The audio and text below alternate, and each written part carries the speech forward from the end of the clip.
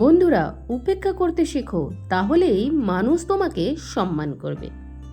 বন্ধুরা, আজকের এই ভিডিওতে আমি তোমাদের বলবো মানুষ তোমাদের কিভাবে সম্মান করবে। তুমি কি কখনো অনুভব করেছো যে মানুষ তোমাকে পাত্তা দেয় না, তোমার কথা শুনছে না, তোমার প্রয়াসকে অবমূল্যায়ন করে? এটা শুধু তোমার জীবনের সমস্যা নয়, এটা মানুষের প্রকৃতির অংশ। আজ আমি তোমাদের চাণক্যের এক অমূল্য শিক্ষার কথা বলবো, উপেক্ষা করা। হ্যাঁ, তুমি ঠিকই শুনেছ, উপেক্ষা করতে শিখলেই মানুষ তোমাকে সম্মান করতে শুরু করবে। চাণক্য, যিনি এক প্রাচীন তত্ত্বজ্ঞানী, অর্থনীতি ও রাজনীতি বিশেষজ্ঞ ছিলেন, তার মতে মানুষের মনস্তাত্ত্বিক ধরন এমন যে যখন তুমি অতিরিক্ত প্রতিক্রিয়া দেখাবে, তারা তোমার উপর নিয়ন্ত্রণ নিতে চায়, কিন্তু যখন তুমি শীতল ও বিচক্ষণ থাকবে, তখন মানুষ তোমার মূল্য বুঝতে শুরু করে। আজ আমি তোমাদের শেখাবো কেন উপেক্ষা শক্তিশালী, কিভাবে এটি ব্যবহার করতে হয় এবং কিভাবে এটি তোমার জীবনে সম্মান, মানসিক শক্তি এনে দেয়। উপেক্ষা করার মানসিকতা। প্রথমে বুঝতে হবে, উপেক্ষা মানে হিংসা বা ঘৃণা নয়। উপেক্ষা মানে হলো তুমি যে নেতিবাচক বা অপ্রয়োজনীয় জিনিসের দিকে মনোযোগ দিচ্ছ না, যা তোমাকে পিছিয়ে দেয়। চাণক্য বলেছেন, যে ব্যক্তি নিজের সময় এবং শক্তি ব্যয় করে অন্যের নিন্দায়, সে নিজের ক্ষমতা হারায়। ধরা যাক, তোমার কাজের মধ্যে কেউ অবজ্ঞা করছে, তোমার প্রথম প্রতিক্রিয়া হয় রাগ বা উত্তেজনা, কিন্তু চাণক্যের কৌশল হলো শান্ত থাকা এবং সেই ব্যক্তি বা পরিস্থিতির উপেক্ষা করা। কেন?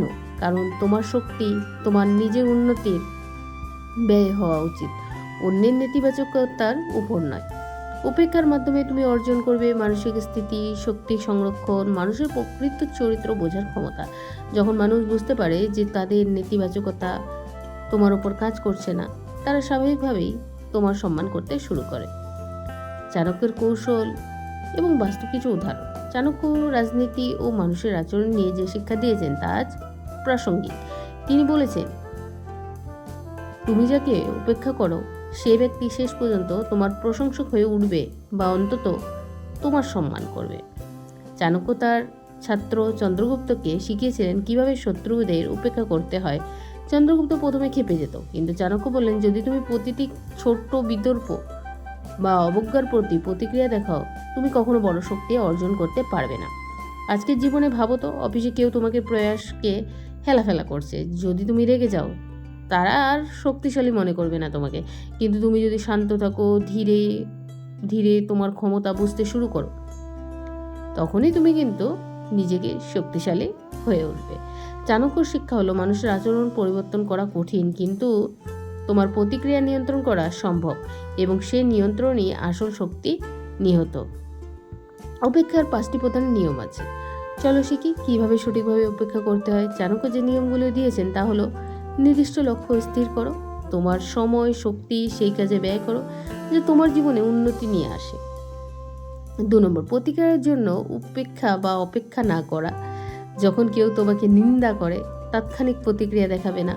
3 নম্বর হচ্ছে শান্ত ও স্থিতিশীল থাকা। মানুষের নেতিবাচকতা তোমার মানসিক স্থিতি নষ্ট করতে পারবে না। 4 নম্বর, শক্তি ব্যয় বাঁচানো, মানে অপ্রয়োজনীয় তর্কে সময় নষ্ট করবে না। 5 নম্বর, মানসিক দৃঢ়তা বজায় রাখা। তুমি জানবে তোমার মূল্য অন্যের কথায় নয়, তোমার কাজে নিহত। এই বিষয়গুলি প্রতিদিন অভ্যাস করলে ধীরে ধীরে কিন্তু মানুষ তোমার শ্রদ্ধাশীল হয়ে উঠবে, এবং বাস্তব জীবনের গল্প তোমার এখান থেকে কিন্তু শুরু হবে। একজন অফিস কর্মী ছিলেন, আমি একটি উদাহরণ দিচ্ছি, তার নাম রাহুল। তার সহকর্মীরা তাকে ছোট করে দেখাতো, প্রথমে রাহুল প্রতিক্রিয়া দেখাতো, কিন্তু চাণক্যর কৌশল অনুসরণ করে সে শেখে উপেক্ষা করা। মানে মাস কয়েকদিনের মধ্যে কি হলো, যারা তার প্রতি অবজ্ঞা দেখাতো, তারা তার কাজের প্রশংসা করতে শুরু করলো। রাহুলের মানসিক শান্তি বৃদ্ধি পেল, তার দক্ষতা ও নেতৃত্বের ক্ষমতা চূড়ান্তভাবে সকলের সামনে প্রকাশ পেল। এই গল্প আমাদের শেখায়, উপেক্ষা শুধু কৌশল নয়, এটাই মানসিক শক্তির চাবিকাঠি। উপেক্ষা এবং আত্মসম্মান। উপেক্ষার মাধ্যমে তুমি শুধু অন্যের নেতিবাচকতা এড়াচ্ছ না, তুমি নিজের আত্মসম্মানকে বাড়াচ্ছ। চাণক্য বলেছেন, যে ব্যক্তি নিজের মূল্য জানে তাকে অপেক্ষা করা যায় না। এটি সত্য। যখন তুমি নিজের কাজ, ব্যক্তিত্বের মূল্য বোঝো, অন্যদের শব্দ, মন্তব্য তোমার উপর প্রভাব ফেলে না। উপেক্ষা করা মানে তোমার মানসিক সীমা ঠিক করা।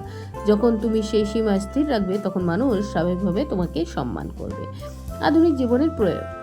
আজকের সময়ে সামাজিক মাধ্যম, অফিস, ব্যক্তিগত জীবন প্রতিদিন অনেক নেতিবাচকতা আসে। কেউ তোমার পোস্টের নিচে নেতিবাচক মন্তব্য করবে, উপেক্ষা করবে, আর কেউ অফিসে তোমার উদ্যোগকে হেলাফেলা করবে, উপেক্ষা করবে। বন্ধু পরিচিত তোমাকে ছোট করছে, উপেক্ষা করছে। যতবার তুমি উপেক্ষা করো ততবার মানসিক শক্তি বৃদ্ধি পায়। মানুষকে বুঝতে শুরু করো যে তুমি সহজে প্রভাবিত হচ্ছ না। আর বন্ধুরা, চাণক্যের শিক্ষা আজও আমাদের জীবনে সমানভাবে প্রাসঙ্গিক।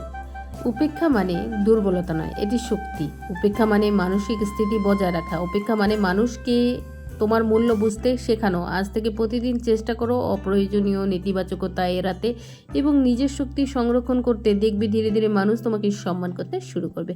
আর তুমি যখন নিজের মান বুঝবে, তোমার আত্মসম্মান বেড়ে যাবে। আর সেই সময়ই চাণক্যের মতে তুমি জীবনের সঠিক পথ ধরতে পারবে। তাহলে বন্ধুরা, উপেক্ষা করতে শিখো, তাহলেই মানুষ তোমাকে সম্মান করবে। তো বন্ধুরা, আজকে আমার ভিডিওটি তোমাদের কেমন লাগলো? যদি ভালো লেগে থাকে একটি লাইক অবশ্যই করে দাও। আর কমেন্ট সেকশানে কমেন্টস করতে কিন্তু ভুলবে না যে কাল তোমরা কী ধরনের ভিডিও চাও। ধন্যবাদ। Thanks for watching.